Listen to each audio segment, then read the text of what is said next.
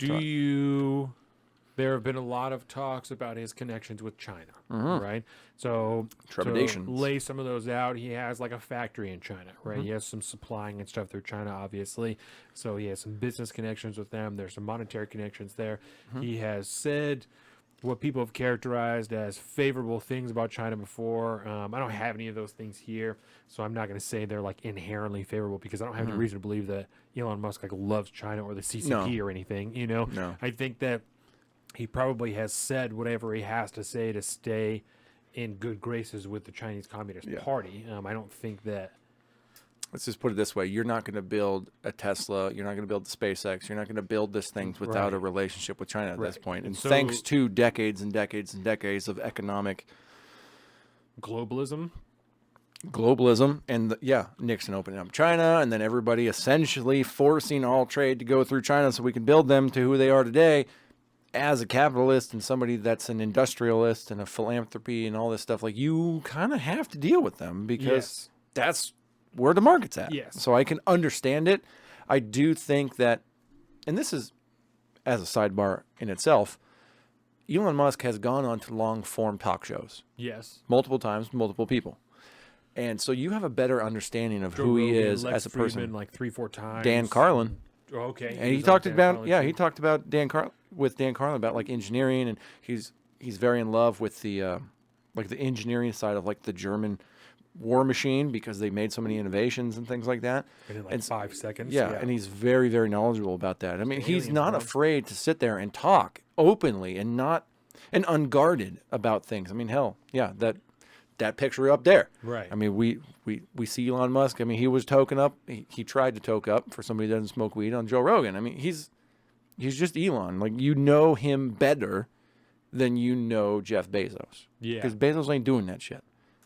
I don't know why. I think he's probably afraid of the pushback and things. Why would you, as a business tycoon and the second richest man in the world, or possibly the first at one time, why would you take the PR risk of going on to a long-form podcast where all you do is talk for 3 to 4 hours? Multiple times. Yes. And so I inherently trust him more because he's not afraid to put himself out there and just think like we do, man. Right. Like, we sit here for fucking 6 hours talking about all sorts of shit. He's not apologizing for calling Taiwan a country. No. Or like any of that shit. No. But if he needs to do business with China, he'll do business with China. He's going to say, love China so much. Yes. And they're going to say, but in Mandarin. Nice. But in Mandarin. Oh, yeah, but I saw this cool this tweet today from an Epoch Times journalist about these like little confession booths to the CCP they have now. God. And so there's like this little box with like frosted glass that you can go in, and you sit at this computer and there's a camera there, and then you can talk to the CCP. Oh my God. Probably for like turning in your neighbors and shit. That's terrifying. That is terrifying. Welcome to China. And we haven't even talked about Shanghai, and we won't talk about Shanghai in this episode, but things aren't good in China right now. No, I even forgot to remind everybody at the beginning of the show to reevaluate their relationship with the CCP. Mm-hmm. We are going to not renew Disney Plus. So we decided we're going to cut Hulu anyway because we just didn't watch it. And then we realized when I went to cancel Hulu that we have like the Hulu Disney bundle and all that shit. So we just canceled everything. And we're like, well, we'll see, at the end of the month if we're going to like renew it. That's right, Lenny. By promoting himself, he is promoting everything he is involved in. And he's involved in a lot of shit, as I just discussed. Yeah. And like I said, I think I said it before we started rolling, but I see Elon Musk, like him or hate him, as the most important American ever to have existed since the Founding Fathers. Yo. Because that's crazy. He has literally revolutionized more industries than anybody ever has before. He has had more impact to the fabric of American society than most people. Maybe Henry Ford. Maybe he's the new Henry Ford. I'll put him on the level of Henry Ford, but also Henry Ford wasn't blasting shit in space. You're just gonna come over here and just dick suck Elon Musk for this whole part 3? I am definitely a fan.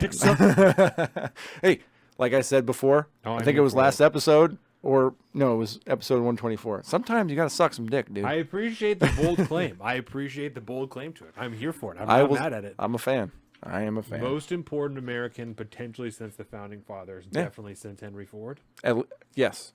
Definitely since Henry Ford. I would. Damn. Who else has had the impact that Henry Ford did when he essentially invented the fucking motor vehicle that we have today? I don't have an argument against you. I'm here for it. That's and I'm trying to think again, but that's where I'm placing my shit. More impactful shit. Maybe heavy, bro. Maybe Tesla himself, but then all of a sudden he wasn't smart enough to be able to take credit for it for so long. So how smart really was he? I think he got fucked over, right? Well, he did get fucked over, but it was because I guess he gave people the benefit of the doubt and was like, people aren't going to steal this shit from me. And then Edison's like, bitch, I got you. He was like, I'm definitely going to do that. Okay, yes. So one of the other realistic effects that's come from that's how I have some of this stuff labeled is the board of dis or misinformation, right, that we've seen. Yeah. And we should be very specific because this was announced during Alejandro Mayorkas's hearing that he had, right? Also, oh, fuck! I can't believe I forgot this. It was a total aside. I meant to bring this up because it was so funny when I was doing research for part 2 about Joe Biden. I'm looking up all these gun articles and stuff like that. One of the articles that I found is from a website called Jews for the Preservation of Firearms Ownership. Yeah! And I thought it was so awesome. And their logo is a Star of David that's like red, white, and blue. It's like the American flag. And then a musket on one side and the AR-15 on the other side. Man. It's fucking lit. Yeah. Dude. Yeah, Jews for the Preservation of Firearms Ownership. It's fucking lit. I'm here for it. Yeah. So remind me in part 4 when we get into grab baggy territory. I want to ask you about your relationship with the American flag. All right.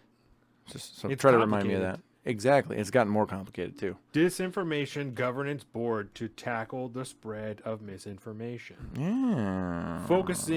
This is what I wanted. Focusing on Russia and the U.S.-Mexico border. Because that part was left out of a lot of stuff that is just like, this is the fucking Ministry of Truth. Yeah, exactly. And this part, and it's not.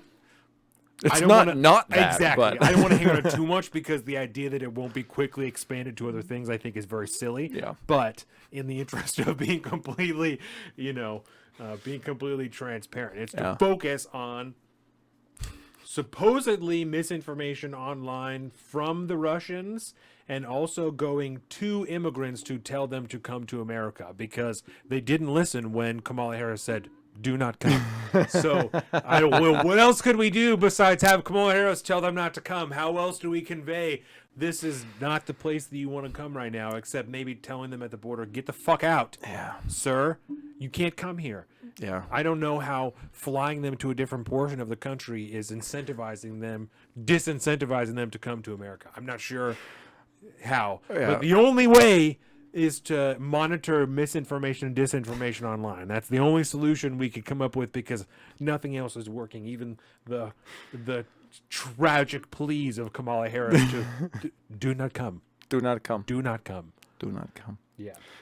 Don't worry, Kamala. If you're telling me that, I'm not going to. Yeah. So it's worth noting the announcement of this came, informal announcement came days after the acquisition of Twitter by Elon Musk. Yeah. And so it's struggling to conceive that they are not connected in some way, shape, or form. Yes. And I don't want to go on about this because I feel like next episode we could probably do an entire segment on this because there will be more to come from this, and especially because of the named head of this new organization. And some of the weird escapades. Some weird TikToks and shit. I mean... Singing supercalifragilisticexpialidocious. But, about misinformation. Yeah. Yeah, it's not good. Weird shit. But I will say... Look that up, Lenny. If you ain't seen that, look that up. That's some weird shit. It's highly uncomfortable. Because they're like... It's said a lot, but can we make 1984 fiction again? Please? Yeah. Because this shit is getting... Just as soon as you don't think you get closer to 1984, then they take another step closer. I'm like, I don't like a big sister looking out for misinformation, okay? I don't trust you, obviously, because you literally, in that fucking Chitty Chitty Bang Bang song or... What, a spoon... I don't Mary know. Poppins? Mary Poppins. Mary Poppins. I don't... Like, she literally spread disinformation in the song. So, but I've seen a lot, especially from Jack Sobek put out a tweet the other day with her when she was in college, along with what I'm assuming is a roommate or a friend, where they did a cover song of an existing song that it existed and was written by Joss Whedon and was performed in this fantastic musical called Dr. Horrible Sing-Along Blog. And they did a little cover of it, and it wasn't that bad. And but he's like, this is your next, minister of misinformation or disinformation. And it's like the video AOC dancing. Yeah, and I'm like, dude, It's kind of hot. I mean, whatever, dude. I mean, that's not. Out of all the things, don't pick that one. Don't pick all this shit. She was a Broadway or a musical. God dang it! Like a major type thing. She was a theater geek, man. I mean, that's a I've seen theater geeks. That's a theater geek. Yeah. And this is what they do. Like, I'm not going to sit here. I'm going to judge her for the other shit. And yes, great movie too, by the way. It's 100% a great movie. Dr. Horrible Sing-Along Blog, starring none other than the great and powerful Nathan Fillion. Okay. Felicia Day, who most people only know from nerd circles, and NPH, bro. Really? NPH. Neal Patrick Haris plays Dr. Horrible. He's the main character. Felicia Day is the love interest. Nathan Fillion is the hero who happens to be the bad guy because it's a movie. It's a musical about Neal Patrick Haris who wants to become a supervillain. And he's got to fight and shit. How much musical stuff NPH did, Yeah, he's a classically trained actor. He's all up in theater. I mean, he's an amazing actor. You ever seen Starship Troopers to Dr. Horrible Sing-Along Blog, right? Yes. Have you ever seen? That's right, Lenny. Dr. Horrible. Nice. Yeah, exactly. Nice title. He's got an ice ray. Have you ever seen Marriage Story? No. It has. I've watched it 3 times. Jake. No. Lost in Translation girl. Scarlett Johansson. ScarJo. Yeah. There you go. She's in it with Adam Driver. And I watched the movie 3 times in 1 week. It's essentially about a divorce, I thought, right? Yes. Yeah. Okay. It's about a divorce. It's about them getting divorced. And he owns a theater company, and he's like a director. And she's one of the actresses in the theater company. And there's a portion in which he sings a song from a play. And he's like, they're like in a bar. He's back in New York, and he's singing this song. It's is it a great song? I enjoyed this song enough. Being Alive, that's what it's called, and it's from the play called Company. And I had never heard it before, but I enjoyed his rendition of it enough that I went to work the next day and was on YouTube, and I think I watched 13 different versions of this song. 13? I think I watched 13 different versions of this song.